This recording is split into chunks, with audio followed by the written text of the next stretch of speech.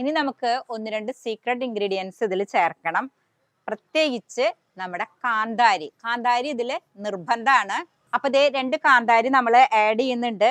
ഇനി ഇത്രയും കൂടെ എരു വേണം എന്ന് ആഗ്രഹമുള്ളവർക്ക് എരു കുറവുള്ള ഒരു മരുന്ന് എരു കുറവുള്ള ഒരു മുളക് ചേർക്കാം. ചെറിയൊരു ഫ്ലേവറും കൂടെ കിട്ടും. അപ്പൊ ഞാൻ എരു കുറവുള്ള മുളക് ചെറിയൊരു കഷ്ണം ഇടുന്നുണ്ട് കേട്ടോ.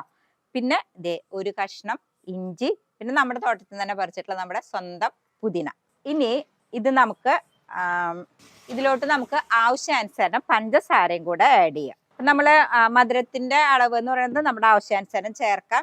പിന്നീട് അതിലോട്ട് ഒരു പിഞ്ച് ഉപ്പ് കേട്ടോ, ഒരു നുള്ള ഉപ്പ് നമ്മൾ ഇടണം. കാരണം ഇത് കറക്റ്റ് ആക്കാൻ വേണ്ടിയിട്ടാണ്. ഇനി ഇതിലോട്ട് നമുക്ക് ഐസ് ക്യൂബ്സ് വേണമെങ്കിൽ ഇട്ടിട്ട് അടിക്കാം, അല്ലാന്നുണ്ടെങ്കിൽ തണുത്ത വെള്ളം ഒഴിച്ചിട്ട് അടിക്കാം. ഞാനിപ്പോൾ തൽക്കാലം തണുത്ത വെള്ളം ഒഴിച്ച് അടിച്ചതിന് ശേഷം ഐസ് ക്യൂബ്സ് ഇട്ടിട്ട് സെർവ് ചെയ്യാണ് ചെയ്യുന്നത്.